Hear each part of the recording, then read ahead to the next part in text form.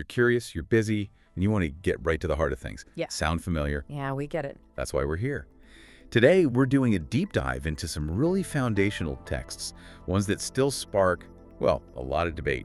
Genesis chapters 5, 6, and 7. Absolutely. And we've been looking at some fascinating academic analysis, stuff that digs into the history, the literary styles, the theology behind it all. Right. Our goal isn't just, retelling the Sunday school version. It's about pulling out the really key insights, understanding why these ancient words still resonate today. Exactly. We're going beyond the surface here. We're talking surprising links to other ancient cultures, some real head scratchers that scholars are still debating, and hopefully some of those aha moments for you. Okay, so Genesis 5, 6, and 7. That's a pretty big chunk of text. Where do we even start making sense of it? Well, I think it helps to start with the context. Put ourselves in the shoes of the first people hearing this. Genesis 5, for instance, it's basically genealogy. Right, the long list of names, Adam to Noah. Exactly. And for us, maybe that feels a bit tedious. All those begats. Yeah. Yeah, you feel like you're slogging through a phone book sometimes. Yeah. But you have to remember, in the ancient Near East, these lists were, well, vital. Super important. How so? They weren't just about who was related to whom. They established identity. They showed a clear line of descent, And importantly, they often demonstrated divine favor. It was their way of saying, look, this family, this lineage, it has a legitimate, blessed history going way, way back. So less about a simple family tree, more like an ancestral stamp of approval, proof of connection. Precisely. A claim to legitimacy. And then you've got those incredibly long lifespans mentioned there. Hundreds of years. Yeah, Methuselah and the rest. What's thinking on those? Literally 900 plus years. Well, some people certainly take them literally, but another way scholars look at it is through the lens of ancient numerology. Big numbers didn't always mean precise quantity. Sometimes they symbolized greatness, or maybe a special divine blessing. So someone living 900 years, that could be a way of saying they were incredibly significant, maybe especially favored by God. It's not necessarily about calendar years. That changes things. It's like the number itself is shouting, this person was important. A VIP, like you said. Kinda, yeah. It adds a layer beyond just counting years. Okay, that makes sense for chapter 5. Then we hit Genesis 6 and 7, and bam, the Great Flood. Now, this wasn't the only ancient story about a massive flood, was it? Oh, not at all. The Genesis flood story definitely has echoes in other ancient Near Eastern narratives. The big ones people usually mention are the Mesopotamian Atrahasis epic and the Epic of Gilgamesh. Right, I've heard of Gilgamesh. Yeah, those texts also talk about God sending devastating floods, usually because they're unhappy with humanity for some reason. Shared motif. So the basic idea, a world-ending flood, was kind of floating around the ancient world already. It seems so. But what's really insightful, I think, is seeing how Genesis takes those older, maybe shared story elements and reframes them. It gives them a unique theological spin. How so? What's the spin? While the other flood stories might have different reasons for the god's anger, like humans being too noisy and Atrahasis, Genesis zeroes in on the moral corruption of humanity. That's the explicit cause. Okay, so same basic event, different why. A moral dimension. Exactly. It's a familiar narrative structure, maybe, but with a distinct theological point being made about sin and righteousness. Got it. Now, Genesis 6 kicks off with this really puzzling group, the sons of God. Yeah. Who are they supposed to be? This one always causes confusion. Yeah, this is a classic interpretive puzzle, a real crux. The traditional view, the one that held sway for a long, long time, is that these were fallen angels. Fallen angels interacting with humans. That's pretty dramatic. It is, and it's been hugely influential, in theology and art for centuries. But it's not the only idea out there. What else is proposed? Well, some scholars suggest maybe these sons of God were actually powerful human rulers, kings. Maybe figures who were seen as having sort of semi-divine status in their cultures. Like earthly kings getting too big for their britches. Sort of. Or another idea is that it refers to the godly line of Seth intermarrying with the, let's say, less godly line of Cain. So a breakdown of social or religious boundaries. Okay, so interpretations range from the fully supernatural angels to the more socio-political, like rulers or lineages mixing. Right. There's no easy, universally accepted answer. The text itself is kind of ambiguous, which might even be the point. And these unions, they produce the Nephilim, often translated as giants. Yes, the Nephilim. They're presented as the offspring of these sons of God and daughters of men. They're linked with great size, power, maybe violence, contributing to this picture of a world spiraling into chaos. And does their presence affect how we understand the flood, like local versus global? It feeds into that debate, yeah. Some argue that having these kinds of powerful, perhaps corrupted beings around implies a level of widespread corruption that might seem to warrant a more comprehensive, maybe global judgment. Right. If you've got these quasi-mythical beings causing trouble everywhere, maybe a local flood wouldn't cut it, narratively speaking. That's one line of thought, but then contrasting all this darkness, you get Noah. Ah, yes, Noah, the righteous man. Exactly. Genesis makes a big point of highlighting Noah. He's righteous, blameless in his generation. He walked with God. So he stands out completely from everyone else. Totally. That contrast is crucial. It explains why he finds favor, why he is chosen to be saved when everything else is heading for destruction. He's the exception that proves the rule of wickedness, sort of. Yeah. The one guy getting it right. And then, of course, you have the ark. The ultimate survival vessel. Such a powerful image. It really is. And interestingly, that motif, the saving vessel in a great flood, we see that elsewhere too, like Adnabishtim's boat in the Epic of Gilgamesh. So again, echoes of other stories. Echoes, yes. Suggests maybe a shared cultural memory or understanding of catastrophic floods and the idea of a chosen survivor. But again, Genesis fills the ark narrative with its own specific details and, more importantly, its own theological meaning. It's about preservation through divine grace and command. So the ark is way more than just a boat. It's a symbol of hope, divine planning, a new beginning. Absolutely. Which kind of loops back to some critical questions these chapters raise, like those genealogies in Genesis 5, are they meant to be purely historical records or theological? Or maybe both? Good question. What's the leaning? Probably a blend. They definitely create a sense of historical connection, grounding the story back to Adam, but they also serve that theological purpose, tracing the line, specifically sex line that leads to Noah, the righteous one. It suggests a thread of faithfulness being preserved even as things decay overall. Okay, a dual purpose. Yeah. And what about the ambiguity around the sons of God? Why leave it so open to interpretation? Well, maybe the ambiguity itself is part of the point. How so? It could be highlighting, the mysterious aspects of the divine realm, or the dangers of crossing certain boundaries, whether they're spiritual or social or whatever these were perceived to be. It allows the story to resonate across different times and interpretations, too. The mystery keeps it relevant, in a way. Yeah. Okay, then Genesis 6.5 hits us with that incredibly bleak assessment. Every inclination of the thoughts of their hearts was only evil continually. Wow. Yeah, that's about as bad as it gets, narratively speaking. What does that stark statement tell us about the story's view of human nature at that point? It paints a picture of total moral saturation. Evil wasn't just an occasional lapse, it was like the default setting, the constant motivation. And it's this extreme condition that, within the story's logic, justifies the extreme response of the flood. It sets the stage for something drastic. And then comes verse 6, which is just astonishing. God regrets making humanity. Yeah. Feels grief. That sounds so human. It really does. It's a powerful anthropomorphism attributing human emotions to God. What does that suggest about God's relationship with creation here? It points to a deeply personal God, not some distant, detached force. A God who is invested, involved, and genuinely grieves when creation goes wrong. But of course, it raises theological questions too. Like, how can an all-knowing God have regrets? Exactly. Theologians wrestle with that. Some see it as God relating to us in terms we can understand, expressing profound divine sorrow over sin and its consequences. It emphasizes the relational aspect. Right, it communicates the emotional way, even if it's complex theologically. So after that regret, why the decision to wipe the slate clean with a flood? Why not try to reform people? Another chance without annihilation. The narrative really emphasizes the pervasiveness of the corruption. Remember, every inclination, only evil continually. It wasn't just a few bad apples. The problem was presented as systemic, total. Okay. So the flood in this telling becomes this act of radical divine surgery, a necessary, albeit drastic, measure for a complete reset. It underscores the absolute seriousness of sin in this worldview. Yeah. Hitting the cosmic reset button, as you said. So if you had to boil it down, what's the main theological takeaway from the whole flood narrative? I'd say it powerfully highlights divine justice, that unchecked wickedness has consequences. But, crucially, it also demonstrates God's grace and mercy. Noah and his family are saved. Life continues. There's a promise of renewal. So it's Judgment, yes, but also the preservation of a remnant and the possibility of a fresh start. Judgment and grace, hand in hand. Okay. Okay, let me zoom in on a few specific verses or sections.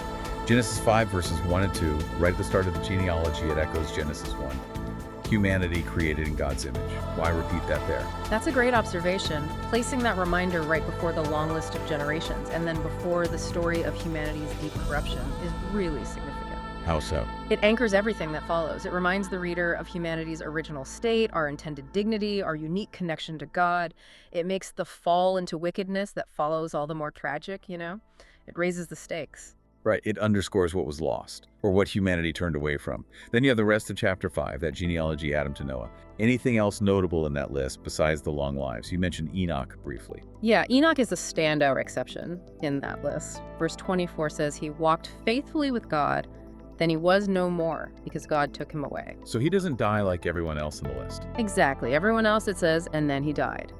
But Enoch gets this unique exit. It's this little flicker of something different, a hint of a relationship with God that transcends even physical death. A spark of hope, maybe, amidst the mortality. Interesting. Even in a list about lineage and death, there's this one cryptic hint of another possibility. Okay, then Genesis 6.1 to 4, the sons of God, daughters of men, the Nephilim. We talked about the mystery, but what's its narrative function right there? It really sets the stage for the accelerating crisis. Whatever that interaction was, angelic, royal, tribal mixing, it's presented as a key moment of transgression, a breaking of boundaries. It introduces chaos and corruption that spirals downwards towards the flood decision. A catalyst for things getting much worse. Precisely. Which leads directly into Genesis 6.57, that description of God's profound grief and the decision to uncreate, essentially, to wipe the slate clean. That's a major turning point. Yeah, you can feel the shift. Divine patience runs out. It does. The grief emphasizes the broken relationship, the disappointment, and the decision to flood signifies this massive, almost overwhelming divine judgment. But then right away, Genesis 6.810 says, "But Noah found favor in the eyes of the Lord.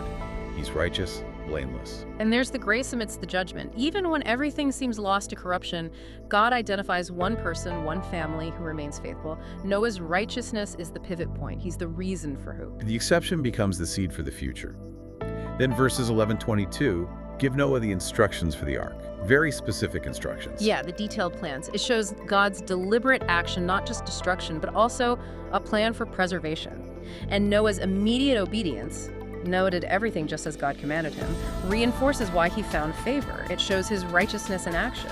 Divine judgment, but also divine provision and human cooperation. And chapter 7 kicks in, and verses 1 to 5 is basically repeat the command to get into the ark, gather the animals, emphasizing Noah's righteousness again. Why the repetition? It really drives home the point, doesn't it? It reinforces the covenantal nature of this. God is making a promise tied to Noah's faithfulness. And it underlines the thoroughness of the plan for preservation, not just Noah's family, but the animal kingdom too. He's entrusted with the future of life on earth. It's a confirmation and a commissioning almost. And then the rest of chapter 7, verses 6-24, it's the flood itself. 40 days and nights of rain, the waters rising, everything outside the ark perishing.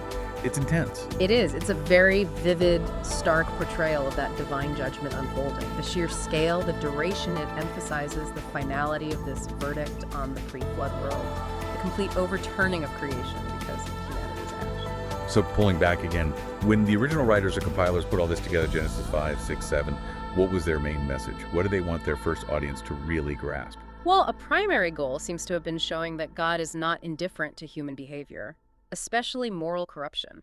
The flood wasn't just some random natural disaster in their telling. It was a direct consequence of widespread human wickedness. Okay, cause and effect, divine cause, human effect leading to judgment. Right. And they were likely aware of those other flood myths circulating in Mesopotamia, but they deliberately shaped their version to carry this specific moral and theological weight.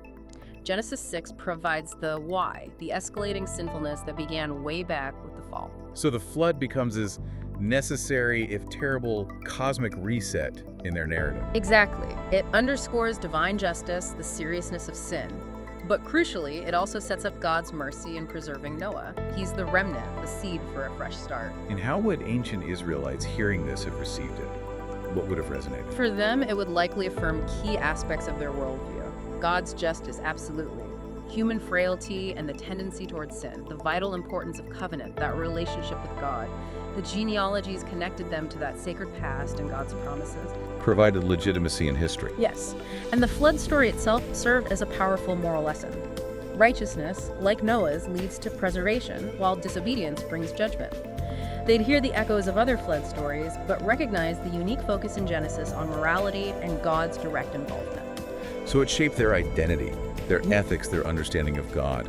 Looking at the bigger picture, what are some of the really enduring theological or even philosophical ideas that come out of these chapters? There are quite a few that still provoke thought. The genealogies, even with the long lifespan, still end with death, reminding us of human mortality, perhaps divinely set limits. Except for Enoch. Right. Enoch's mysterious departure hints at a different possibility, a hope beyond just earthly existence. Then there's God's sorrow that suggests a personal God, deeply invested, capable of being wounded by creation. That's a powerful concept. Definitely.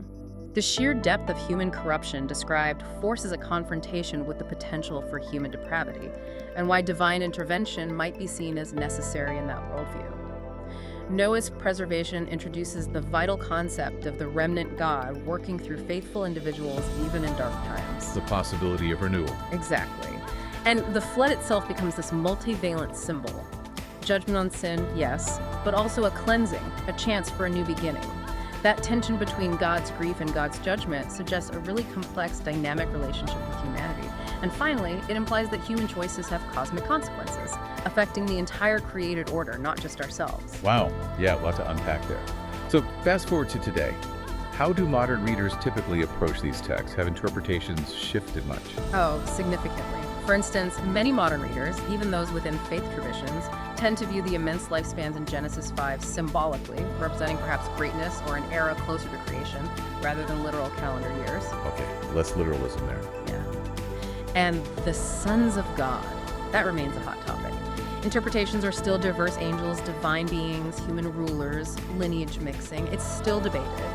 And the flood story itself is almost always discussed now in light of those other ancient Near Eastern flood myths. Comparing and contrasting them. Right, highlighting the shared cultural backdrop, but also the unique theological points Genesis makes. We also see newer critical lenses being applied. This chess. Well, feminist critiques, for example, might examine the role and portrayal, or lack thereof, of women, particularly in the Daughters of Men passage, seeing who is silenced or marginalized. Important perspective. Other scholars might focus on the symbolic interpretation of the flood as primarily a narrative about recreation, about purging evil, more than a literal historical event. The historical critical method looks closely at the text's origins, sources, and its ancient context. Trying to understand it on its own terms first. Exactly. And then you have things like eco-theology finding relevance in the flood story as a warning about human responsibility towards creation. Literary scholars analyze the structure, the repetition, the narrative artistry to uncover deeper layers of meaning. So these chapters are still very much alive, still generating discussion and new interpretations. Absolutely. It's a text that keeps speaking, keeps challenging. Genesis 5 to 7, it's this incredible arc. From lineage and long lives through this devastating picture of corruption to divine sorrow, massive judgment, and yet, ultimately, the preservation of a remnant and the promise of a new start. It's definitely more than just an old story. Far more. It's a window into ancient anxieties, theological grappling, questions about human nature, divine justice, mercy, and the possibility of renewal. The flood isn't just about destruction, it's also profoundly about recreation, morality, covenant, and second chances. So, to wrap things up, we've journeyed through Genesis 5's genealogies, seeing their role in establishing lineage and perhaps symbolic meaning. We explore chapters 6 and 7, the flood narrative, noting its connections to other ancient myths, but also its unique focus on moral corruption and divine judgment, coupled with grace. We touched on those enduring mysteries, the sons of God, the Nephilim, and the powerful themes of human wickedness, divine grief, and the hope found in Noah. These texts really do push us to think about our choices, our relationship with the divine, and consequences. They absolutely do. And perhaps here's a final thought for you to consider as you reflect on all this. How do these ancient stories, these narratives about facing catastrophic destruction and finding a path toward renewal, how do they resonate with our world today? As we face our own global challenges, anxieties about the future, do these thousands of years old stories offer any timeless insights into who we are as humans and perhaps into the enduring possibility for change, for a reset, for hope?